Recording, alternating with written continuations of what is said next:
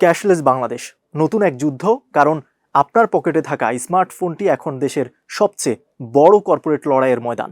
টাকা লেনদেনের চিরচারিত নিয়মটা পুরোপুরি বদলে যাচ্ছে। আমাদের চেনা মোবাইল ব্যাংকিংয়ের বাজারে এখন এক অভূতপূর্ব নীরব যুদ্ধ চলছে। একপাশে দেশীয় নেটওয়ার্কের একচ্ছত্র রাজা বিকাশ, অন্য পাশে গ্লোবাল জায়ান্টদের কাঁধে বর দিয়ে এগিয়ে আসা নগদ। সাম্প্রতিক এক বাণিজ্যিক অনুসন্ধান আমাদের সামনে দুই আর্থিক পরাশক্তির সম্পূর্ণ ভিন্ন দুটি কৌশল হাজির করেছে। কেন এই জায়ান্ট দুই বিপরীত মেরুতে হাঁটছে? এই হাড্ডাহাড্ডি লড়াইয়ের শেষ পরিণতিই বা কি? মনে করুন আপনি আপনার গলির মুদির দোকান থেকে একটা সাবান কিনলেন।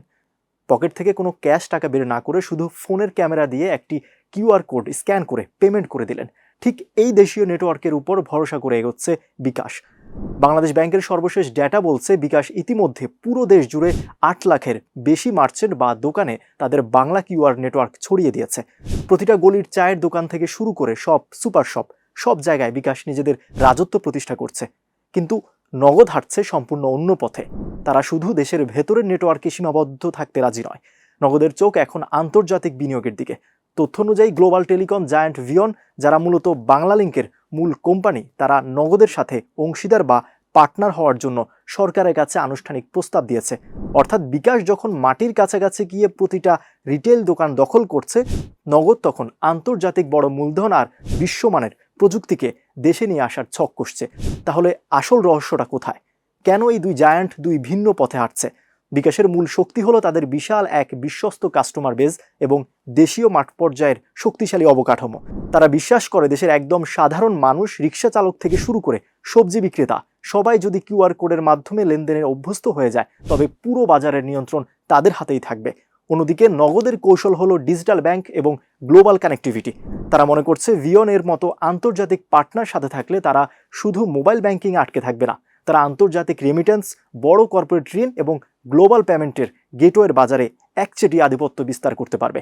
এটি কেবল দুটি কোম্পানির যুদ্ধ নয়, এটি আসলে দেশীয় রিটেল নেটওয়ার্ক বনাম আন্তর্জাতিক পুঁজির লড়াই। এই জটিল কর্পোরেট যুদ্ধ নিয়ে দেশের আর্থিক খাতের বিশ্লেষকরা বলছেন, এই প্রতিযোগিতার সবচেয়ে বড় সুবিধাভোগী হবেন দেশের সাধারণ মানুষ। দুটি প্রতিষ্ঠান যখন বাজার দখলের জন্য লড়বে, তখন লেনদেনের খরচ বা ক্যাশ আউট চার্জ কমতে বাধ্য। একই সাথে সেবার মান এবং অ্যাপের নিরাপত্তাও অনেক উন্নত হবে। এখানেই শেষ নয়, আরেকটি বিষয় সচেতন থাকতে হবে, তা হলো আমাদের ব্যক্তিগত তথ্যের সুরক্ষা এবং জাতীয় নিরাপত্তা। বিকাশ যখন দেশের ভেতরে লাখ লাখ সাধারণ মানুষের প্রতিদিনের কেনাকাটার অভ্যাস বা ডেটা দিয়ে নিজেদের কৃত্রিম বুদ্ধিমত্তা সমৃদ্ধ করছে, নগদ তখন আন্তর্জাতিক অংশীদারের কাছে এই বিশাল গ্রাহক গোষ্ঠীর বাজার উন্মুক্ত করার পথে হাঁটছে। যখন কোনো বৈশ্বিক পরাশক্তি আমাদের দেশের আর্থিক লেনদেনের মূল চাবিকাঠি নিজের হাতে নিতে চায়, তখন প্রতিযোগিতা কেবল ব্যবসার টেবিলে আটকে থাকে না, সেটি রূপ নেয় এক অদৃশ্য ভূ রাজনৈতিক স্নায়ুযুদ্ধে।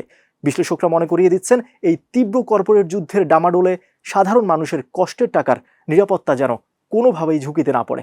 কারণ দিন শেষে প্রযুক্তির এই জমকালো লড়াইয়ের মূল চালিকা শক্তি কিন্তু দেশের একদম প্রান্তিক খেটে খাওয়া মানুষের রক্ত জল করা অর্থ। আন্তর্জাতিক বিনিয়োগ দেশের অর্থনীতির জন্য ইতিবাচক হলেও দেশীয় খুচরা বাজার যেন কোনো একক কর্পোরেট সিন্ডিকেটের হাতে জিম্মি না হয়ে পড়ে, সেদিকে কেন্দ্রীয় ব্যাংকের কড়া নজর রাখতে হবে।